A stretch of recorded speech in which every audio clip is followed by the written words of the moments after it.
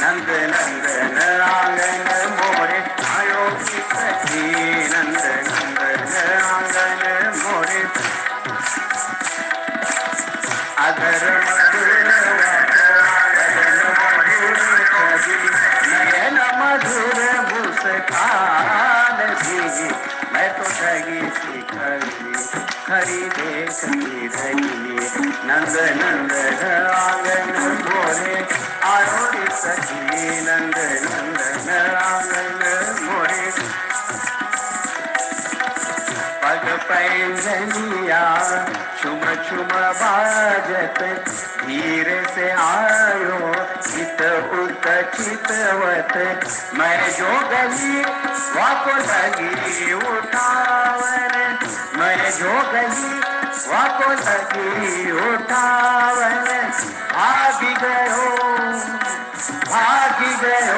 लिए संग बेरो मने, मैं तो ठगी सी खड़ी।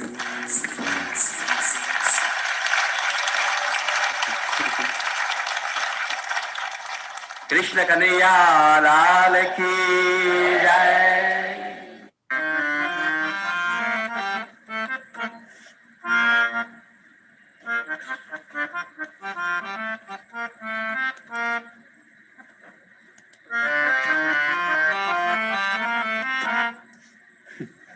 मैया का वही पड़ेगी चोटी,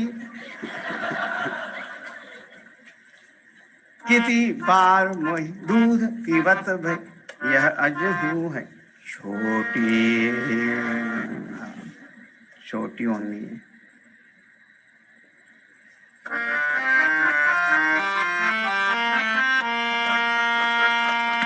मैया का वही पड़ेगी चोटी,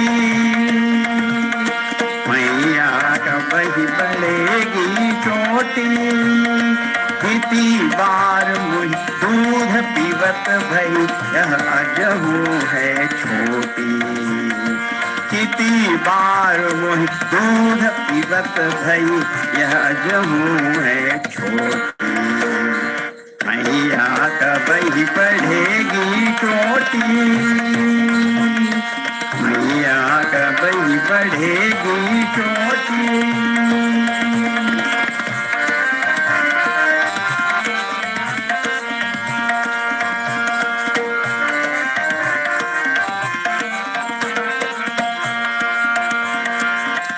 जो कहती बल की बेली, जो है लांबी मोटी, तू जो कहती बल की बेली, जो है लांबी मोटी, ताड़ तबुहत नवावत ओछत, नागिन सी हुई लोटी, ताड़ तबुहत नवावत ओछत, नागिन सी हुई लोटी, मैया का वही बढ़ेगी चोटी, मैया का वही बढ़ेगी चोटी, कितनी बार दूध पीवत भई, यह अजहू है छोटी, मैया का वही बढ़ेगी चोटी।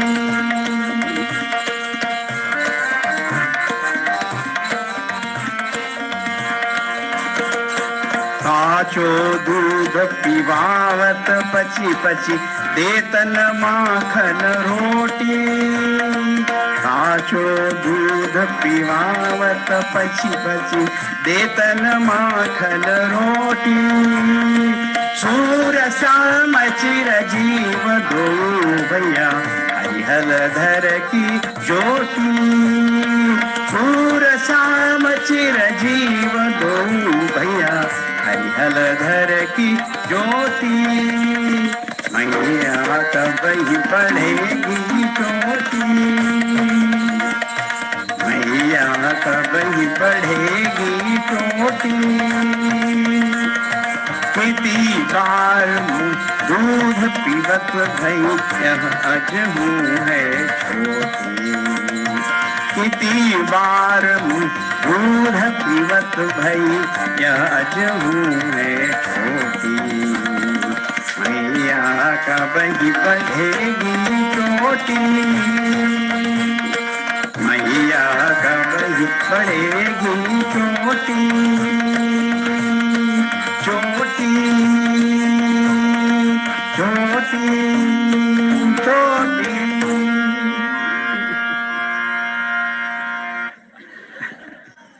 बोलिए बाल कृष्ण लाल की, श्री सद्गुरुनाथ महाराज की।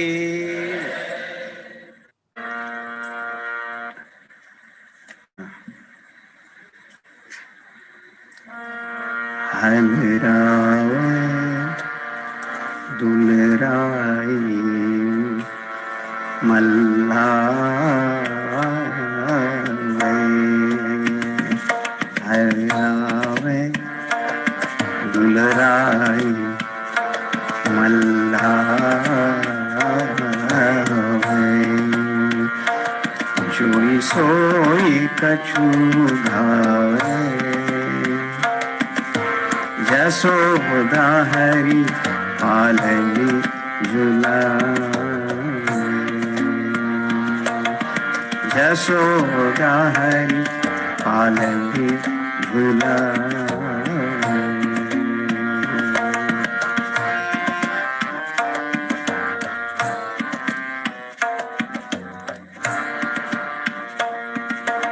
मेरे लाल को आउली दरिया काहे न आली सुलावे,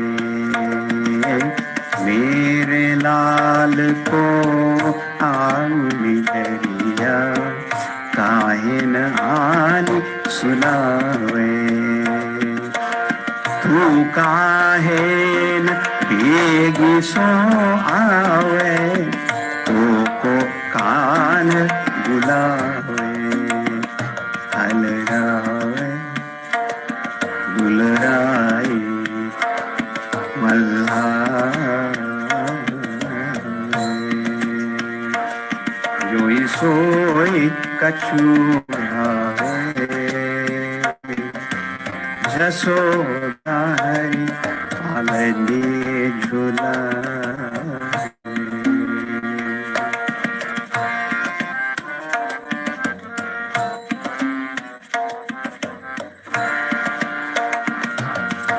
अबहु पलक हरि मूंद लेत है, कबहु अधर खरकावे, कबहु पलक हरि मूंद लेत है, कबहु अधर खरकावे, सोवत जानी मौन भय रही रही, करी करी सैन बतावे, हलरावे दुलराई मल्लावे,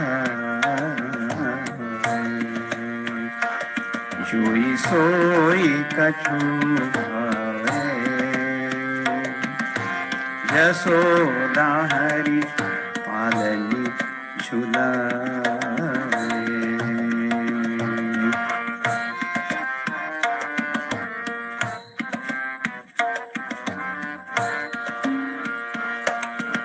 इहि अंतर अकुलाई उठे हरि, जसुमति मधुरे गावे, इहि अंतर अकुलाई उठे हरि, जसुमति मधुरे गावे, जो सुख सूर अमर मुनि दुर्लभ, सोनंद भामिनी पावे, हलरावे दुलराई मल्लावे, जोई सोई कछु भावे, जसोदा हरि पालनी झुलावे।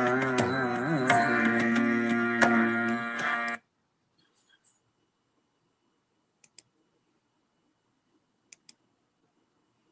Hari Om, everyone. Can you all see me and hear me clearly? Awesome.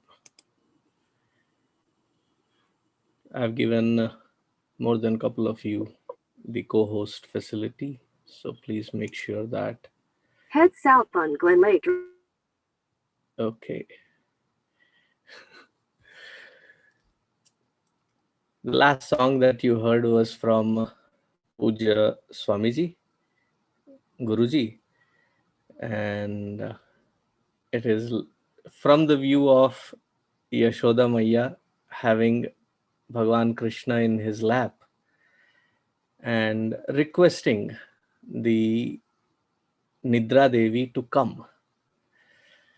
And as I was waiting for all of you to join, incidentally, one of you had your picture saying to call it napping is childish. It is horizontal life pause. And because it is childish, can it be called as kidnapping? Kidnapping. Anyway, hope and pray that all of you are doing well and being safe. I don't know to call it what, third wave, fourth wave now, whatever number of waves, until the waves settle down, we have to be safe. I hope and pray that we are living cautiously and taking all the precautionary measures. We'll start with 3 Ohms Sahanavavatu Guru Brahma. I know I had said that there'll be a surprise for you today, so I have that ready. Not that it is me, I have that surprise ready. So let's get through the invocation and see what the surprise is.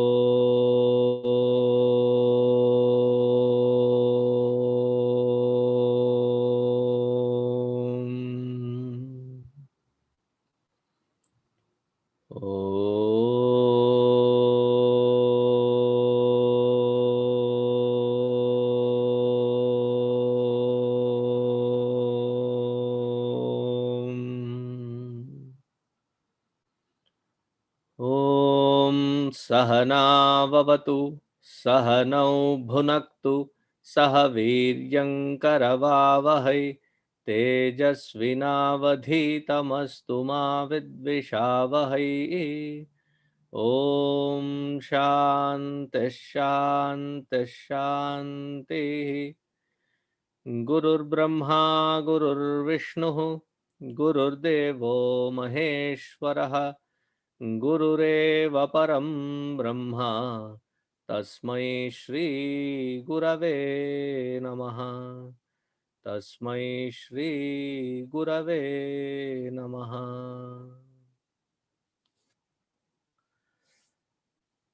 So we had just finished Hanuman Chalisa, and before I can start something new, I thought it was a good moment for asking Hari Chaitanya, because he has been here for the last 1 year and been very active.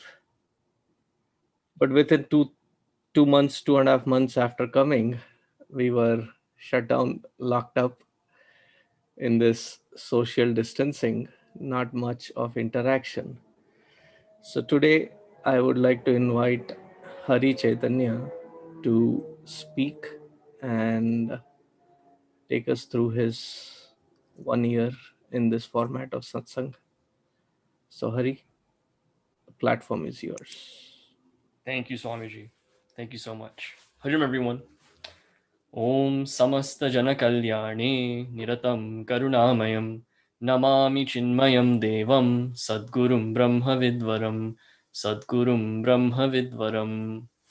So it's great to be with all of you this evening, and thank you, Swamiji, so much for the opportunity to speak today. Now, yes, like Swamiji said, it's been a little more than a year since I've been back, and the experience has been amazing. So I'd like to tell you about what started this whole thing, what the ashram experience was like, and how that translated to this year-long experience now. So Sandipani Sadhanalaya is our main flagship ashram for education and the mission. Now, let's take a step back and look at how this is set up. Every batch, they take in around 70 to 75 students on average. Our batch was a bit larger in 2017. They took in around 90 students. Out of that, around 50 to 60 finish the course, complete the 2-year course. Out of those 50 or 60, there are about a dozen or so that choose to take Diksha and serve the mission full time. Now, this teaching that's done, boarding, accommodation, food, books, materials, supplies, healthcare, the mission fronts all of this for the students. If you're from a foreign country, there's a nominal fee you pay, but it's nothing like what you would pay for rent in that area of Mumbai. So that's what they're giving to all the students. Understanding all the while that only a dozen may serve the mission full time at the completion of the course. And the others may serve not as frequently. They might not even serve the mission at all. There's no contract they sign saying they're supposed to serve the mission after. They're free to do whatever they want. Any businessman would say that this is a terrible return on investment. Investing so much in each and every student only to get a little bang for the buck. But that's the beauty of Pujya Gurudev's vision. We see how big-hearted he is. We learn about his grand vision for Hinduism. When it came to his own organization, using the very resources that he got from going around the world and speaking, going all over the world, and the Guru Dakshina he got, pouring it into this one ashram, all the while knowing that even if very few people come out of it serving the mission full time, that is enough. That was his idea of service. Maximum benefit and maximum happiness to the maximum people for the maximum amount of time. I'd heard this line so many times as our motto growing up. Seeing it in action in Sandipani was a different experience altogether. That we're getting all of this, and Gurudev's vision is, if you serve, that's great. If not, that's fine too. It is our duty to support Hinduism for the next generation by giving it in this way. So right off the bat, that was a very touching experience, seeing that once we got to the ashram. Now comes the actual teaching. There's a very oft-quoted Subhashita that says when it comes to learning knowledge, it's broken into 4 parts. 25% comes from the teacher. 25% comes from our own reflection. 25% comes from the peers around us. And 25% comes from life experiences. So at Sandipani, when it came to the teacher portion, our Acharya was tenacious about the fact that we studied to the best of our ability, that we question whatever we were learning. Make sure that it's not just assumed and saying, okay, if the book says it, if the Acharya says it, it's true. No. Question everything until I'm convinced myself that this knowledge is true. Do not rest. And he forced us to think, always. So there's 25% there. And when we say in our prayers, Vande Guru Paramparam, something I chanted for decades, didn't understand what the beauty of that statement was. What has this Guru Parampara really given us? From studying all the texts that we did, seeing the sheer brilliance of these acharyas, the way they thought, the way they dedicated their lives only for the advancement of the understanding of what this knowledge is. Whether it's Bhagavan Vedavyasji's Brahma Sutras, Bhagavan Sri Adi Shankaracharya's Bhashyas, his commentaries on every word found in the Bhagavad Gita, every word found in the major Upanishads. And it was mind-boggling to see how much depth they took from each scripture. And over generations, over hundreds of years, how they were able to present it in a new way, but still palatable to understand and deepen our understanding when we study their work. Around midway through the course, we studied the work of one Acharya whom I had never heard of before going to the Vedanta course, Sri Vidyaranya Swamiji.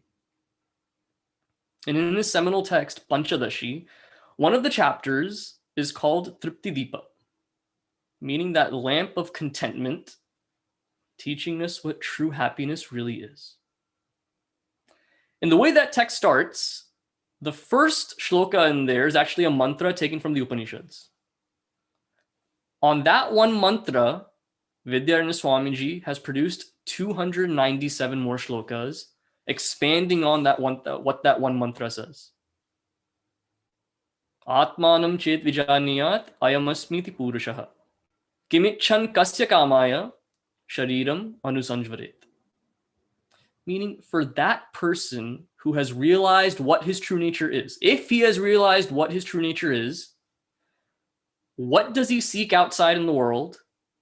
And for whose sake does he seek those things for? It's the basic statement given in the Upanishad. And 297 verses follow that, where he goes into topics like prarabdha, karma siddhanta, doership being illusory. All of these points he touches on. Now, it would have been a great feat in itself if he had simply penned each of those 297 shlokas that follow. But to make it even more amazing, not all those shlokas are his own.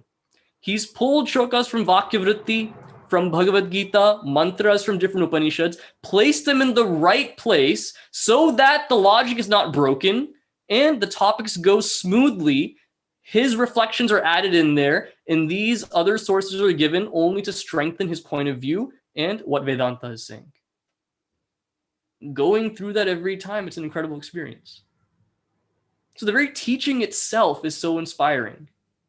How the depth to which they thought. And about this Acharya specifically, Vidyaranya Swamiji, not only was he a scholar, not only was he a poet, he served as the pontiff of one of Shankaracharyaji's mathas, Sringeri Matha, later in his life. And for a large portion of his life, he served as the minister for the Vijayanagara Empire, establishing a Hindu kingdom. Vande Guru Paramparam. When we read the stories of what these acharyas have done, see the depths of their thinking, the depths of their dedication, that statement, Vande Guru Paramparam, takes on a whole new meaning. So that's inspiration from the teaching and from the acharyas. Now, inspiration from the peers. I'm a kid who grew up in Allen, Texas my whole life. A lot of my friends are similar to me. Middle-class kids, got an education here, working in some different fields like that. Living in that ashram there with my fellow brahmacharis, the people I now call not just my friends, but my brothers for life, let's just get a few samples of what they are. One of them grew up in a very poor family in Ghaziabad, near Delhi. His parents poured in every penny they had to get him educated. He earned an engineering degree, then went on to France to get a PhD, and then said, I want to study Vedanta, and came to the course. Another, we studied Srimad Bhagavatam for 55 days. Puja Guruji taught it for 55 days. We felt like that wasn't enough, so every night I would read a little bit with one more friend. That friend was a police officer from Bhubaneswar in Orissa, and he came to the course. Others that were there. There was a young man from New Zealand, and it was his dream to come to this course and to keep his parents in a stable backing. He started his own business, a vegan bakery that he started. Right before he left, he gave that to his parents to give them some income, and then came to this course. And another friend, a social worker and teacher originally from Sweden, also attended the course. So can you imagine the different perspectives that come in our conversations with their backgrounds, what they've been through, what their dreams are, what their goals are, and how all that comes together for a deeper understanding of life itself and our insignificant part in this whole world? That was very touching to me. And when we talk about inspiration from our peers, I can think of no better example than there were 7 boys from a village called Alandi in Maharashtra. 7 boys, so we called them Saptarishis. Now, when these boys came to the course, they didn't speak English really well. Very difficult for them to learn English. They never grew up speaking it. And the course is in English. And not just normal English, the books are Gurudev's English also. So you and I struggle with Gurudev's English. What to talk of someone that's never been exposed to English growing up? So they'd come to me for help sometimes. And their nickname for me was Sheru. I don't know why. Sheru means lion or tiger. That's what they used to call me. So they'd knock on my door, come to my room and say, Sheru, kya chal raha hai tere rajya mein? Like, what's going on in your kingdom? I'd say, I'm fine. And then they'd say, look, I'm reading Gurudev's commentary. And they'd say, competent matlab kya hai? Competent, the word. So I said, competent matlab capable. What does that mean? So then in my broken Hindi, I have to explain what these words mean. So I, in my head, okay, jab aadmi kaam karta hai, bina galti se kaam karta hai, usse kehte hain competent, is what I said. He said, oh, okay, thank you. Now that wasn't the end of it though. 2 or 3 days later, I'd be having a casual conversation with them. They dropped that word competent and they'd say, did I use it the right way? 99% of the time, they were spot on with how they used it. And not just that, we'd have these 5-minute talks we'd have to give. Our Acharyaji in the morning class would pull a name out of a basket. If it's your name, that evening you speak for 5 minutes before the evening satsang. So 2 months after learning that word, they'd be speaking on the stage there, and they'd use the word competent, and they'd give me a little wink. And then before you know it, that becomes a part of their regular vocabulary. Can you imagine how inspiring that is then? People never growing up speaking English, and in a society today where that's how we value people, whether you can speak English or not, bereft of how intelligent they are, what they've done, what their achievements are, that's how we gauge people. Understanding that they tried so hard to learn English, and to see that tenacity, to see that dedication is as inspiring as anything. From our peers, we learned that as well. And then, of course, at the course, we had those special moments, those moments that we can never forget. Now, we each had sevas to do at the ashram. We were assigned to different sevas. So when I got there, our Acharya Ji asked me, he said, hey, do you know computers and electronics and all of that? I said, Swamiji, I know PowerPoint, Word, and Excel. He said, okay, good. IT team, that's what you are. You and 3 other boys, you guys are the IT team. So recording the lectures, setting up the mics for the Swamis, making sure the recorded lectures are put in the database to be given to students afterwards. All of that was our work. It was fun to do. But setting the mic up was a big thing. You had to get it exactly right. And so for those 55 days that Pujya Guruji taught Bhagavatam, one of my jobs was to set his microphone when he comes on the stage, set it properly. So there's the harmonium microphone has to be set like this. The other microphone has to be set in front of his face, and then you sit back down. And there were 2 brahmacharinis in charge of the stage setup, the stage decor, okay? And so they came to me and said, look, here are 2 footrests for Guruji. One of them is slightly taller than the other. Ask him which one he wants to use, put that under his feet. And I said, guys, how about I just put one, and if he says something, we'll change it later. No, you have to ask him on the stage. And okay, I'll ask him.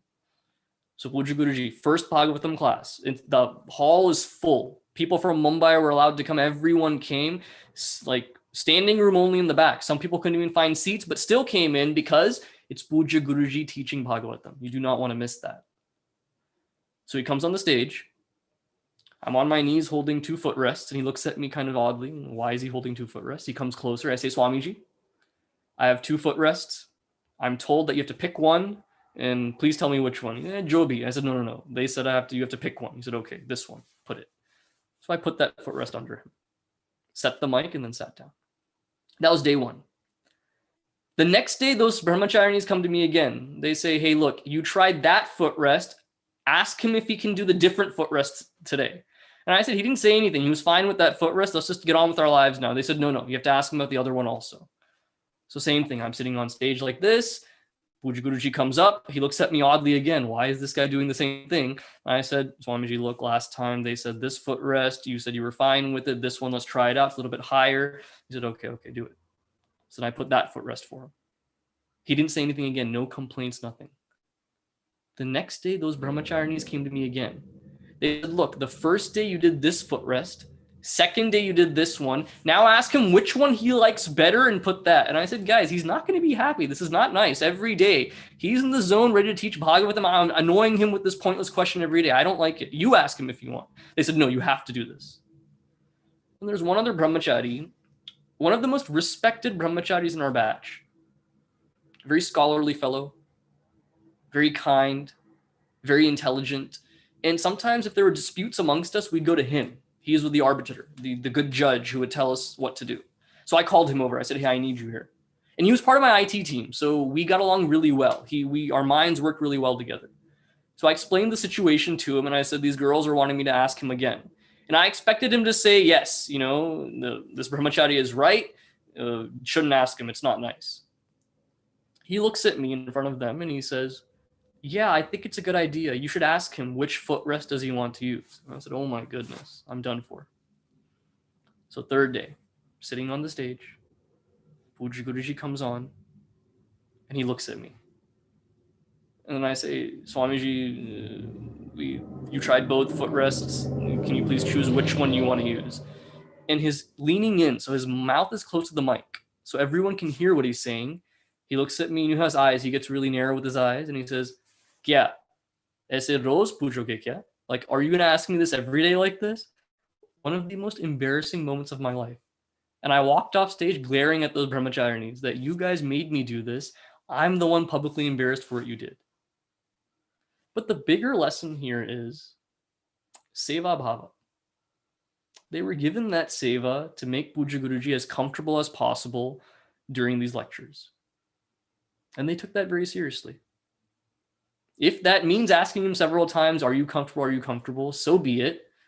That's their seva bhava. And Guruji acted like he was annoyed. The moment I was walking off stage, I was told, he gave me a big smile. I didn't see it, but everyone else said that. So that seva bhava is something that moment really taught me what that truly means. Another great experience. Probably one of the best experiences I've ever had. We took a yatra at the end of the course. In Rishikesh, we went up to Gangotri, we went to Uttarakashi, all of these different places.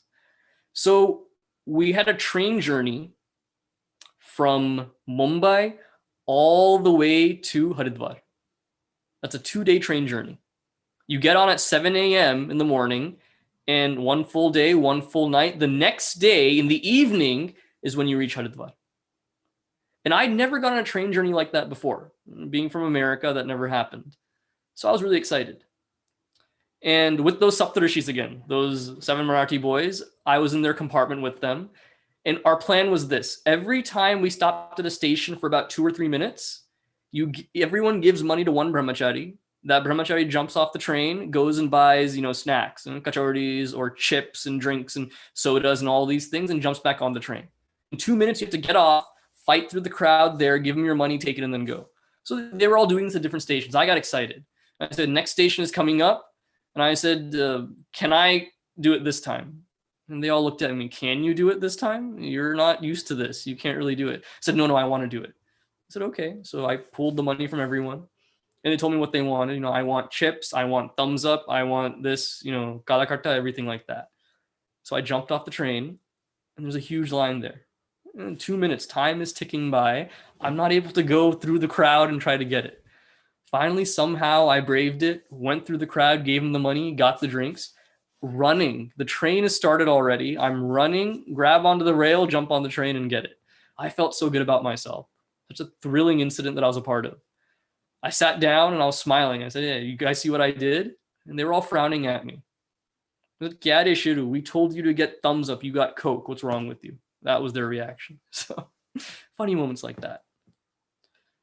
So the teaching at the course and learning the knowledge, being with all the different acharyas that came, meeting so many swamis dedicated to Puja Gurudev's vision and trying to fulfill that the best they can. Meeting these peers who inspired us day in and day out. And then coming back then. On the day of our Brahmachari Diksha, like a dream, we were all just so stunned that did this really happen? Something we've worked for, something that many of us didn't think was possible in our lives. Somehow the good fortune, Bhagavan's grace, Gurudev's blessings, the prodding of our families and those who are well-wishers, that made all of this happen. And with great joy, we came back to our respective centers. Now, the thing about coming back and serving is, just like any job, imagine your first job that you had out of college. You can learn as much as you can in the classroom, taking all of those courses in that field, but until you start working in that first job, you don't really know everything. And you will make mistakes in that first job. That's where the real education begins. This is no different. Sandipani was that academic setting.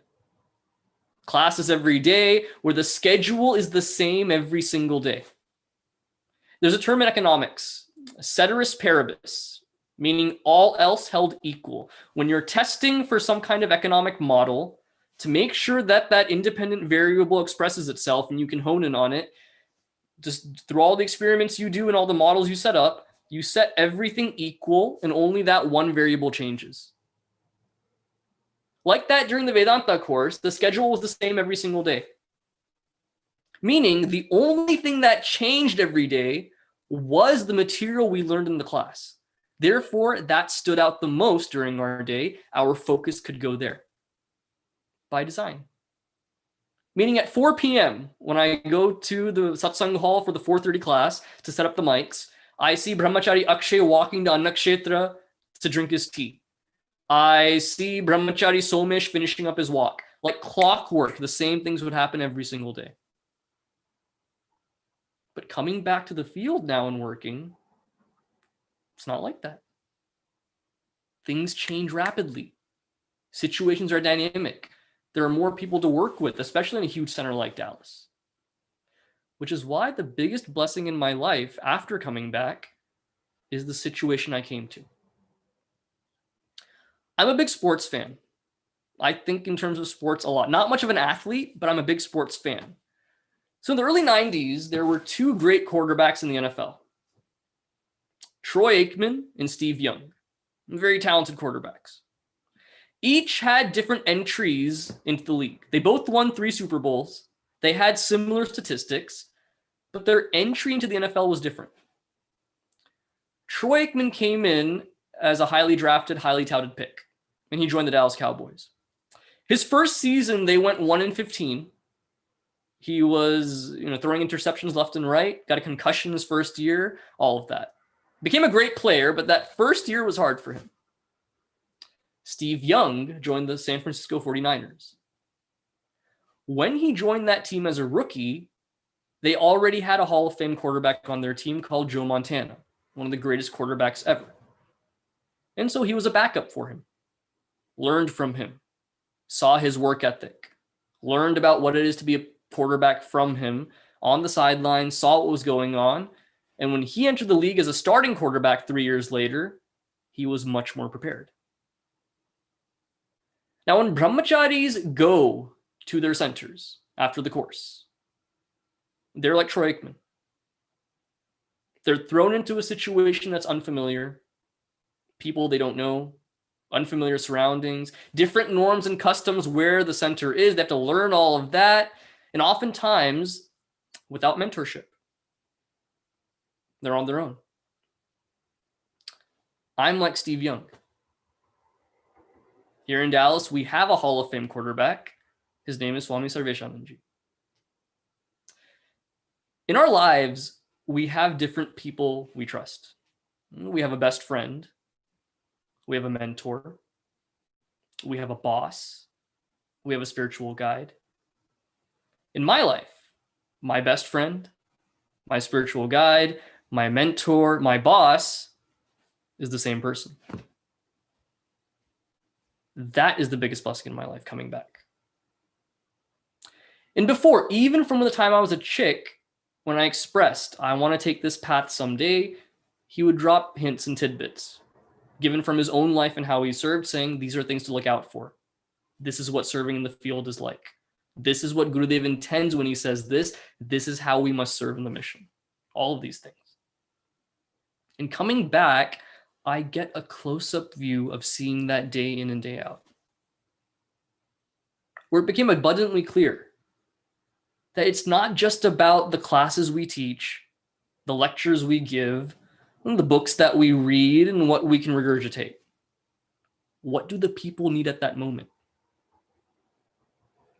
And no greater example exists in this first year than how Chinmaya Mission Dallas responded to the COVID-19 situation. In a time where there is so much uncertainty, things are going for a toss. School is not school anymore as it is. Work is not work as it is. What could Chinmaya Mission do to give people some kind of normalcy and balance in their lives, where this is the time more than ever to give them that? Swamiji recognized this early on. And once we shut down, he said, in a matter of 2 weeks, we're doing online Balabihar. Zoom, something we'd never used before. Teaching online and trying to do online activities, something we'd never done before. Swamiji said, okay, Brahmacharians and me, let's jump into it.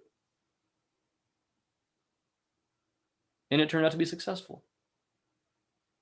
And then summer came, where someone had a great idea. Why not have a summer camp for the youth, for all the children? And Swamiji led this on a national level. And so many times I would doubt and say, are we really going to get thousands of kids? How is that possible?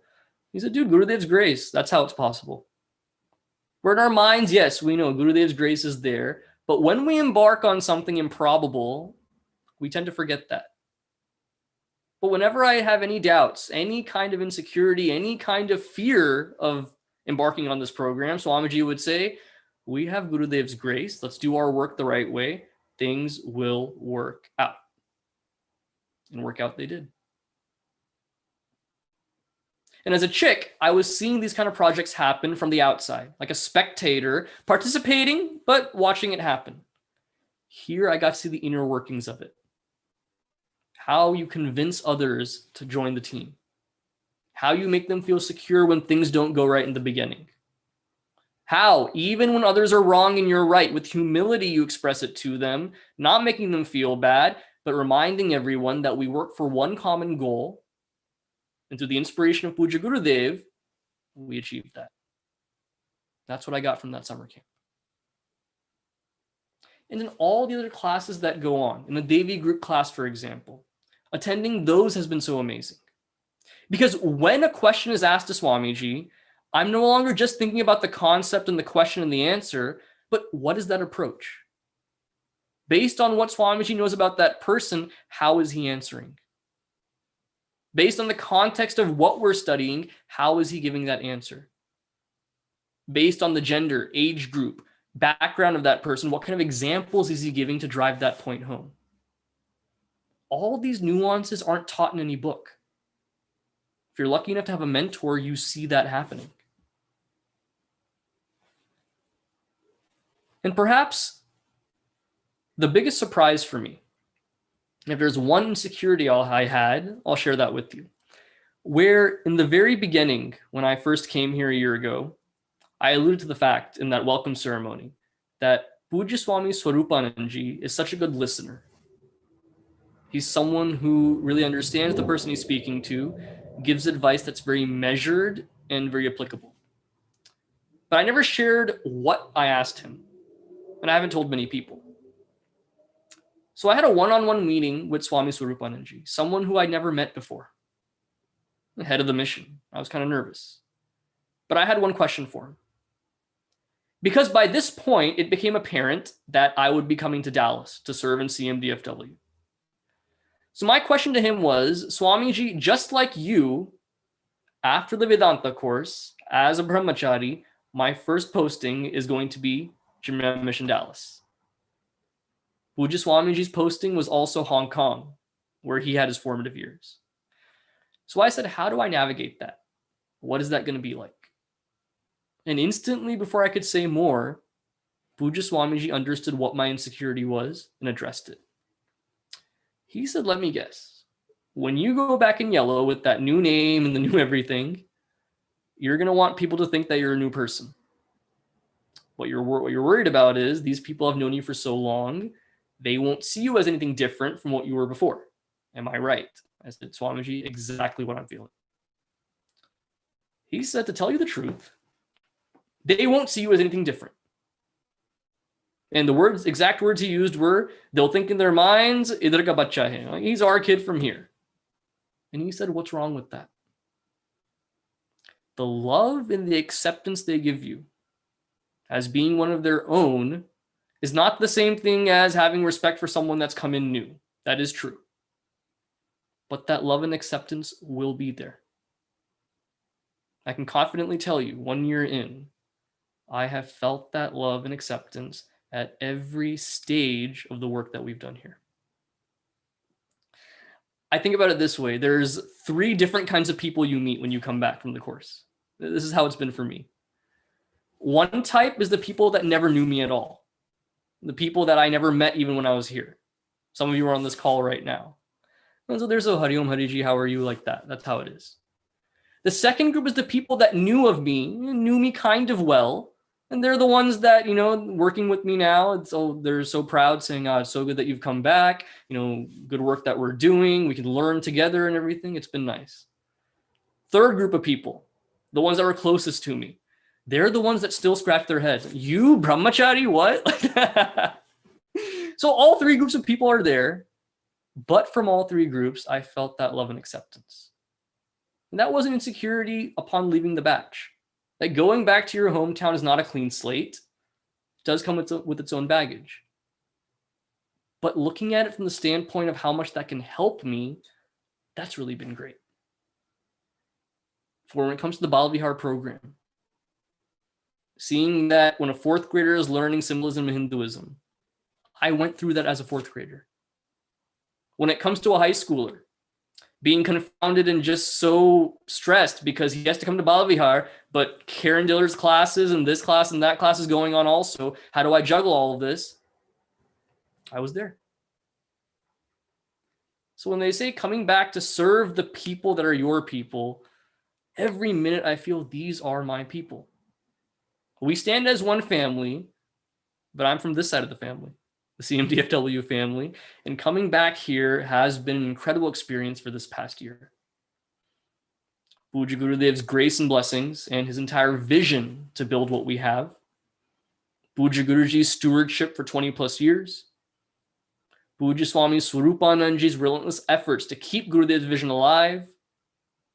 And Puja Swami Sarveshanandaji's grace, his kindness, his mentorship, where like a parent sometimes, like a friend sometimes, like a spiritual guide, all of those things wrapped into one person. And all of you, the people that I learn with, the people that I serve with. So once again, thank you so much for this opportunity. And Hari Om. With Thanksgiving coming up, please do stay safe. Please do not travel anywhere. Please stay safe so that we may be safe as one happy community. Hari Om. Before you can go off, can we have a good tune of Hanuman Chalisa from you? Yes, Swamiji.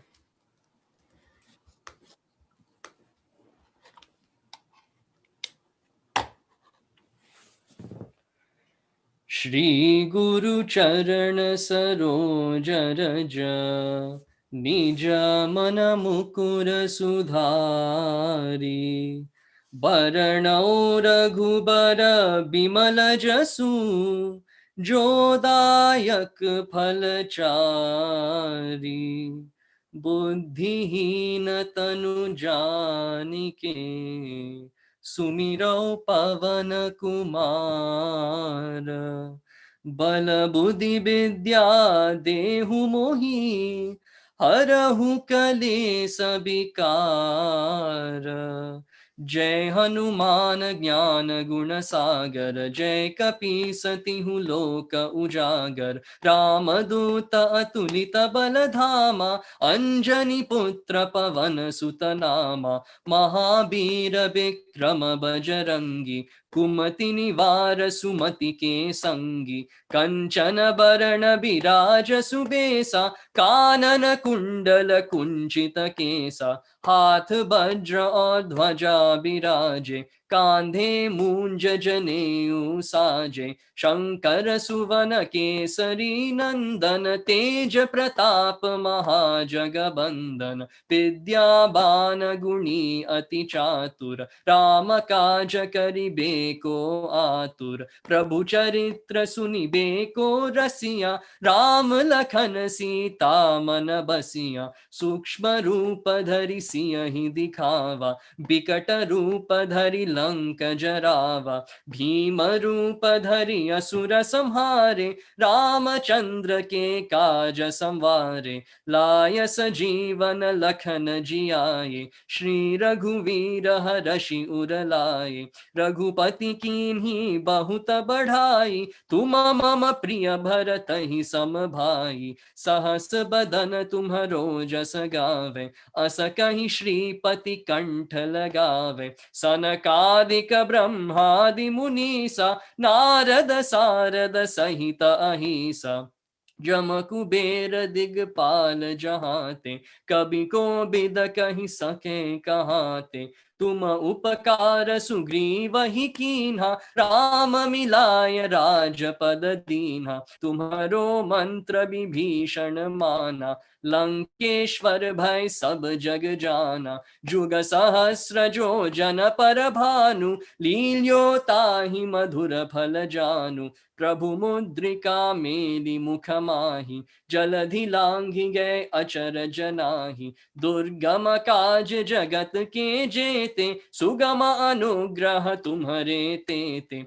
Ram दुआरे तुम रखवारे, होतन आज्ञा बिनु पैसारे। सब सुख लहे तुम्हारी सरना, तुम रक्षक काहू को डरना। आपन तेज सम्हारो आपै, तीनों लोक हांकते कांपै। भूत पिशाच निकट नहीं आवे, महावीर जब नाम सुनावे। नासे रोग हरे सब पीरा, जपत निरंतर हनुमत बीरा। संकट से हनुमान छुड़ावे, मन क्रम बचन ध्यान जो लावे।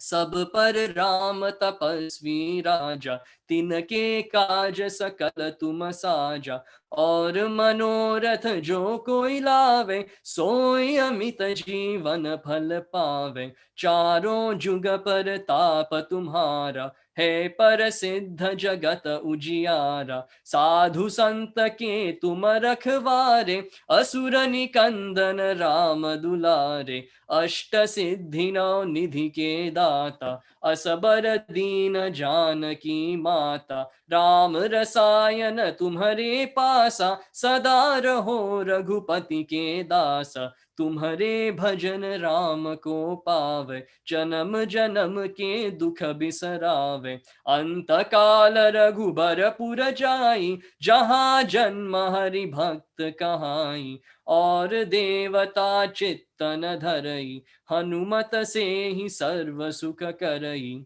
संकट कटे मिटे सब पीरा, जो सुमिरै हनुमत बलबीरा। जय जय जय हनुमान गोसाई, कृपा करहु गुरुदेव की नाई। जो सत बार पाठ कर कोई, छूट ही बंदी महासुख होई। जो यह पढ़े हनुमान चालीसा, होय सिद्धि साखी गौरीसा। तुलसीदास सदा हरि चेरा, की जय नाथ हृदय महडेरा। की जय नाथ हृदय महडेरा। पवन तनय संकट हरण, मंगल मूर्ति रूप। राम लखन सीता सहिता हृदय बसहु सुरभूप सियावर रामचंद्र की जय। पवन सुत हनुमान की जय।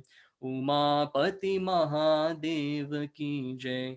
बोलो भाई सब संतन की जय। Thank you, Hari. Before we wind up today with our Shanti Patha, CM DFW is organizing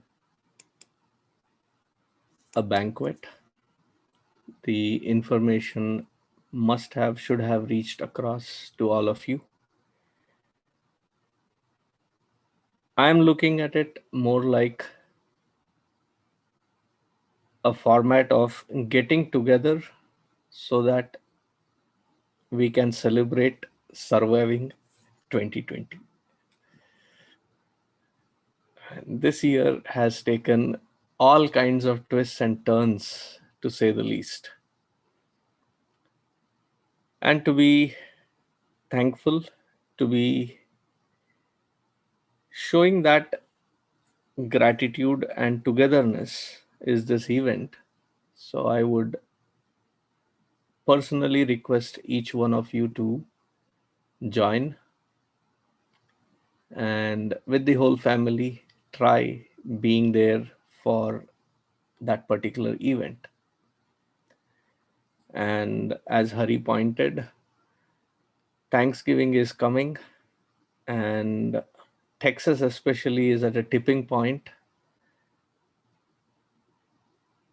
Please be careful where you go for your outing, if at all you have to go for an outing, or it is good enough to be safe and sound where we are. So please be careful, be cautious, and take all precautionary measures. There are many families that, with this extended kind of situation, are going through several tough times. I never forget to inform or put myself out there saying, hey, if you ever need anything, please do not hesitate to reach out. Just a phone call away. And if it is something more than a phone call, please do not hesitate. Understand that you have a friend, a solace, and a prayerful mind always here to help you. Reach out to your friends and extended friends and family. In this situation, there is nobody that should go without proper care or proper support. So if you find somebody in such need, please do inform us, and we will try to reach out and help them with all that we can. And invoking Bhagwan's blessings on all these families, on each one of us. Let us chant 11 times Mahamrityunjay mantra. Today I'll take the lead on that. So let us begin.